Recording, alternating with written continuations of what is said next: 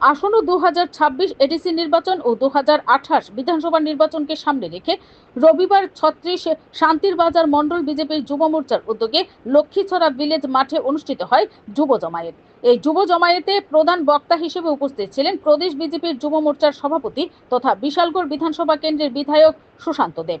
এর পাশাপাশি উপস্থিত ছিলেন শান্তির বাজার বিজেপির যুব মোর্চার মণ্ডল সভাপতি রামপ্রসাদ শীল, বিজেপির শান্তির বাজার মণ্ডল সভাপতি দেবাশিস ভৌমিক, কৃষাণ মোর্চার দক্ষিণ জেলার সভাপতি সত্যব্রত সাহা, বিজেপির দক্ষিণ জেলার এসসি মোর্চার সভাপতি বিশ্বজিৎ দাস, এমডিসি বিদ্যুৎ দেববর্মা, শান্তির বাজার পৌর পরিষদের চেয়ারম্যান স্বপ্না বৈদ্য সহ অন্যান্যরা।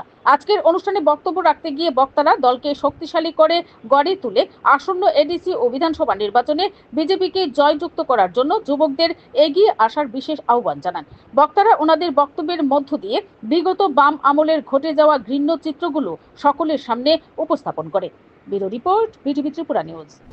আমি আবারও বলছি, যদি জনজাতিদের কেউ সম্মান দিয়ে থাকে একমাত্র ভারতীয় জনতা পার্টি দিয়েছে। যদি জনজাতিদের কথা কেউ ভাবে একমাত্র ভারতীয় জনতা পার্টি ভাবে।